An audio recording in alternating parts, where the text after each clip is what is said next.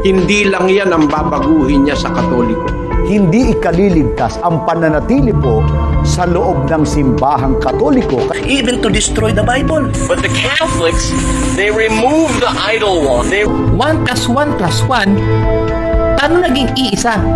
Kung ang tanda ng Diyos ay Sabat, ang tanda ng Beast ay Sunday. Yan ang kahulugan nun, palpak master. Ako po si Kabornok at ako ang inyong taga-Sony. Sa puntong ito ng ating programa, kung hindi ka pa nakasubscribe, pakiclick po ng subscribe button at ang notification bell para updated po tayo sa ating mga susunod na videos. Kaya, let's go at simulan na natin!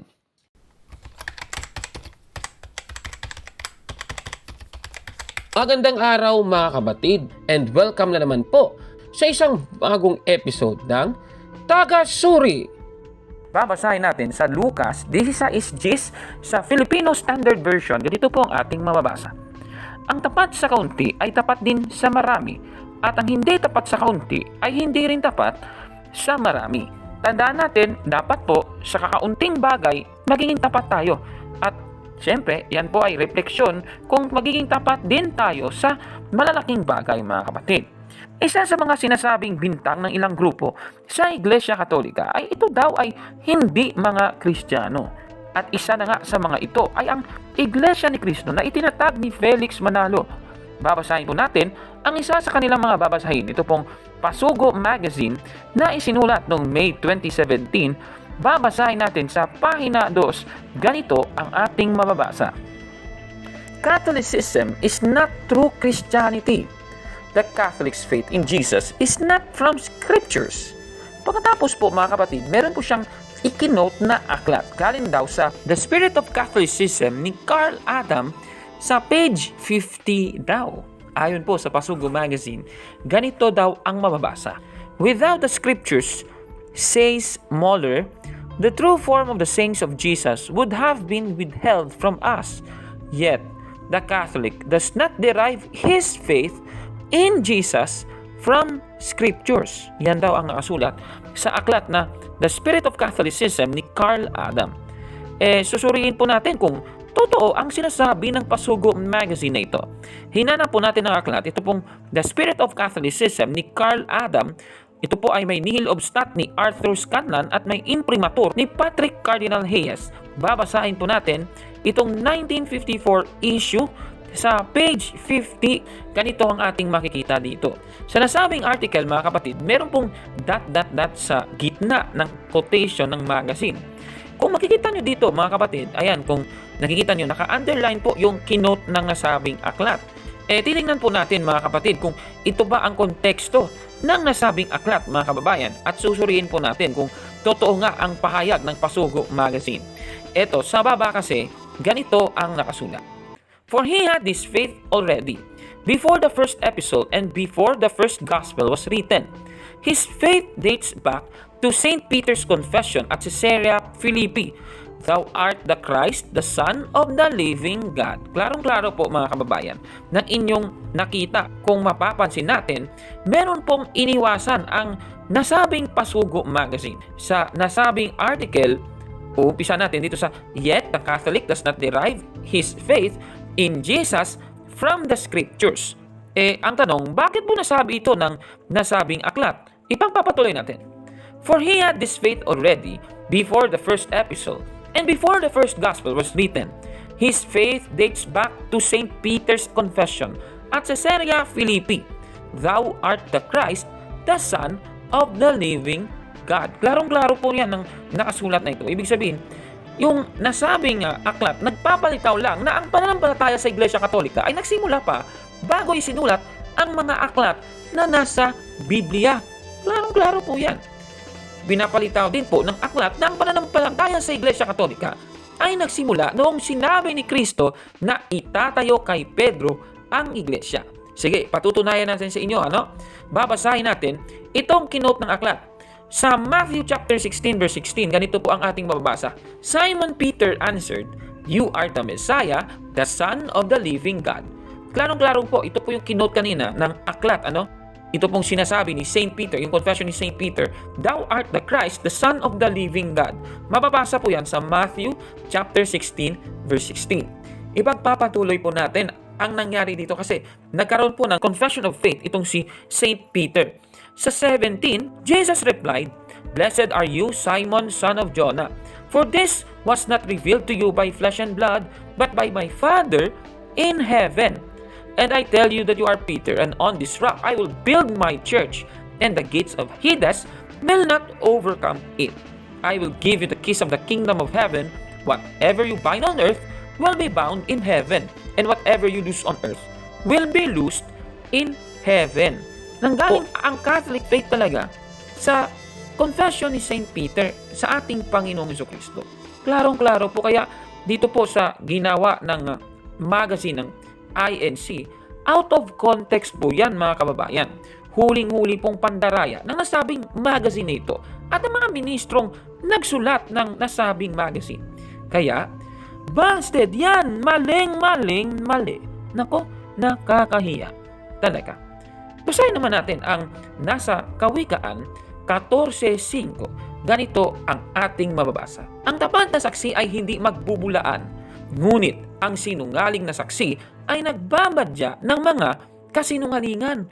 Klarong-klaro po kung napapansin ninyo, nagsisinungaling po ang mga ministro ng Iglesia ni Cristo sa pamamagitan ng paglimbag nila sa Pasugong Magazine ng putol-putol na referensya na out of context pa. Kaya sabi nga ng Biblia mga kababayan, sinungaling po talaga na saksi ang mga ito. Nako ha. Sige, so ipagpapatuloy natin ang ating expose. Ito naman, ipagpapatuloy natin ang pagbasa natin dito po sa article sa May 2017 issue sa pahina 2 ng Pasugo Magazine. Ito po, Catholic doctrines were derived from paganism. Naglatag po siya ng aklat mula po sa The Externals of the Catholic Church sa page 226. Ganito daw ang nakasulat. "Thus, it is true, in a certain sense, that some Catholic rites and ceremonies are a reproduction of those pagan creeds." Yan daw ang nakasulat mga kababayan. Katunayan po, meron pong nagtanong sa atin via Facebook page, Factbusters PH. Sana po mag-follow po kayo sa ating Facebook page. Ito po, mula po kay Danilo Mahusay, ganito po ang tanong niya. "Good evening po, Kaburnok. Paano po ba mag-send dito ng picture? May INC kasi na tinitira sa atin." Ayan po, Kaburnok, nagmamagaling sila. Baka kasi pinutol na naman nila ito. Ayan, so meron po siyang isinend na picture nga base sa kanyang mensahe. Yan po talaga yung The Externals of the Catholic Church by Reverend Father John Sullivan.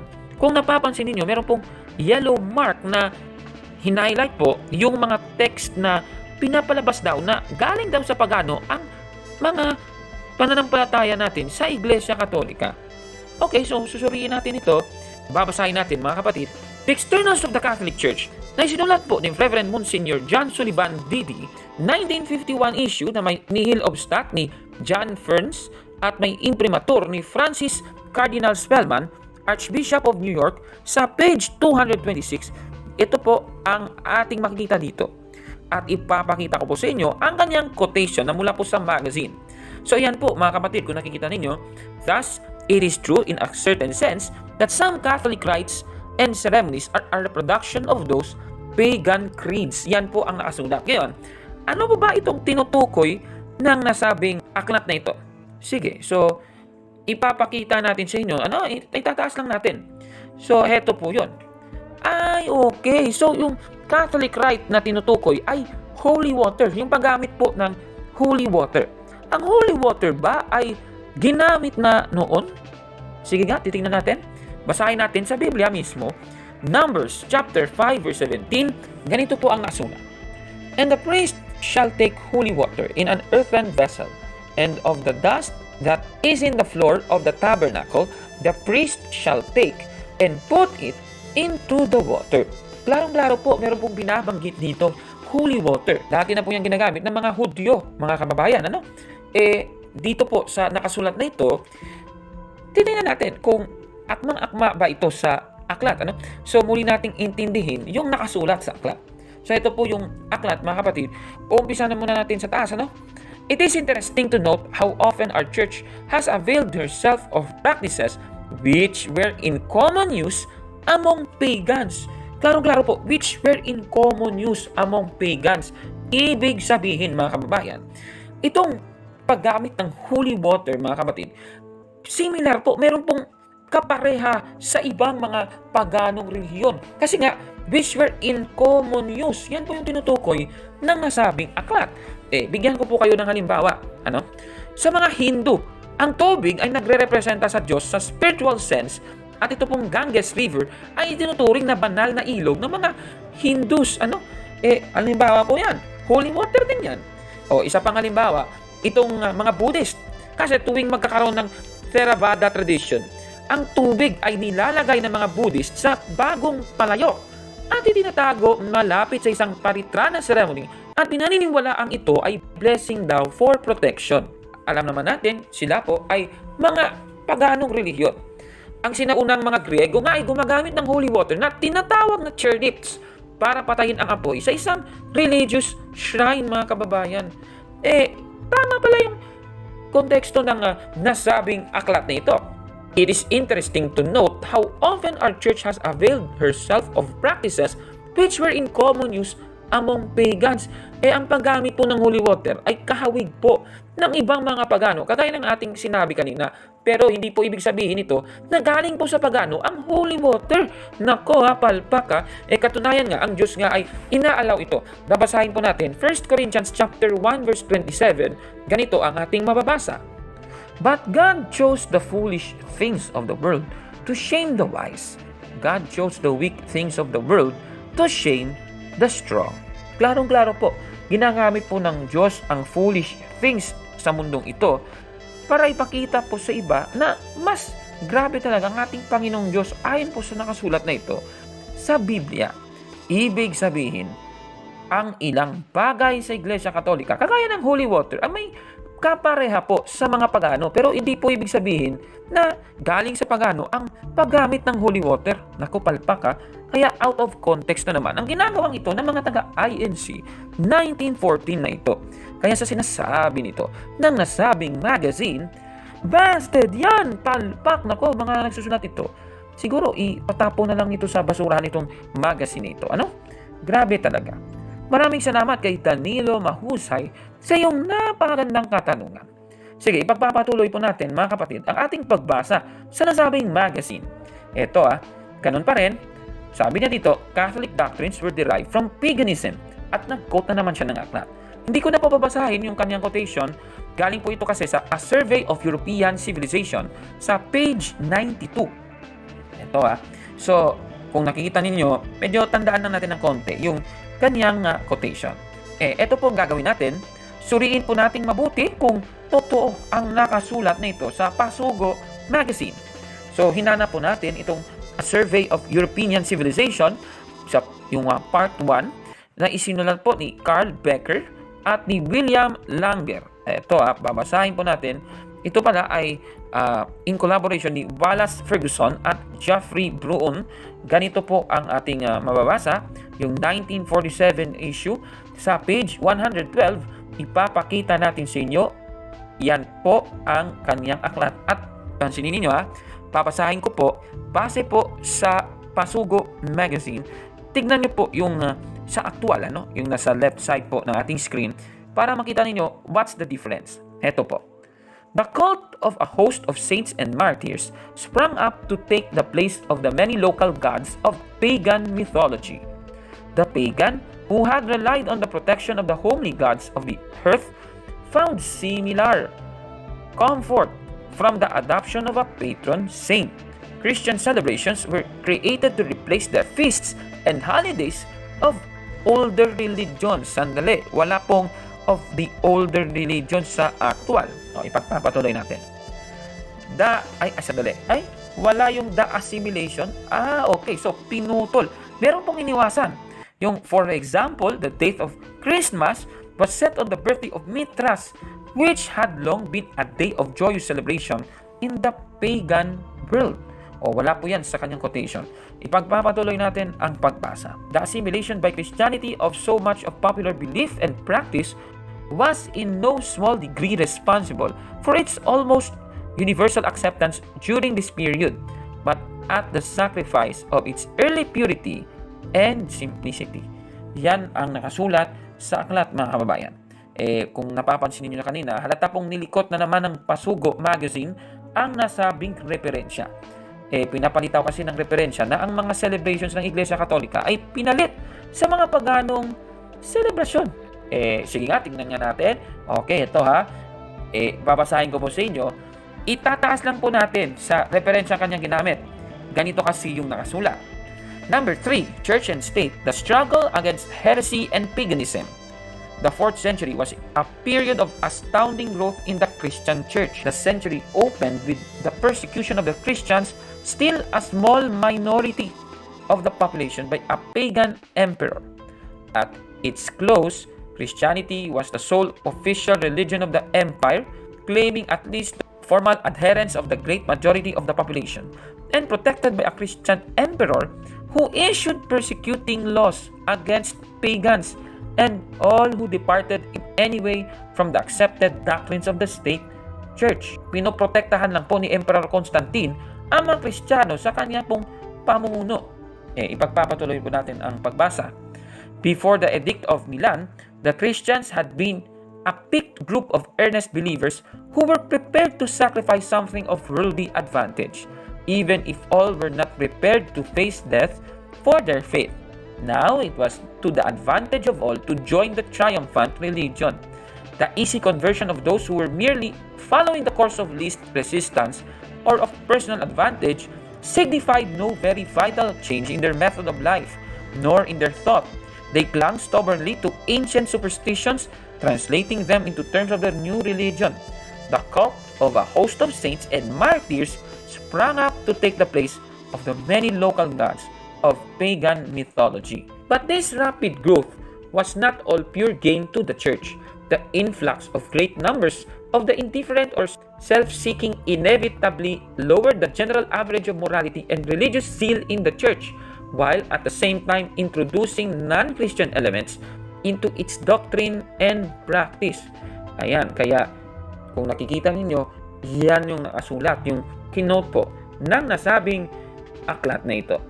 Base po sa nakasulat, ni-replace po yung pagan celebrations ng Christian celebrations. Kaya mali po ang sinasabi na ang mga Christian celebrations ay galing po sa pagan celebrations. Kung nabasa nyo kanina, Christian celebrations were created to replace pagan feasts and holidays. Klarong-klaro po yan. To replace, palitan, hindi po yung Christian celebrations nang galing sa pagan celebration. Mali po yun. Klaro po talagang dinadaya ng Pasugo Magazine ang mga mambabasa nila. Palpak talaga. Balikan natin na Lucas 16:10, ang tapat kasi sa kaunti, tapat talaga sa marami. Kahit nga sa Kawikaan 26:6, ganito ang ating mababasa. Kapag nagpadala ka ng mensahe sa pamamagitan ng isang mangmang, para mo na ring pinutol ang iyong mga paa at para ka ring gumawa ng sariling kapahamakan. Kaya kung ako sa inyo, mga kapatid, sana po, hindi po tayo magpapadala sa mga kasinungalingang mga mensahe. Punta natin itong nakasulat sa ang dating Biblia.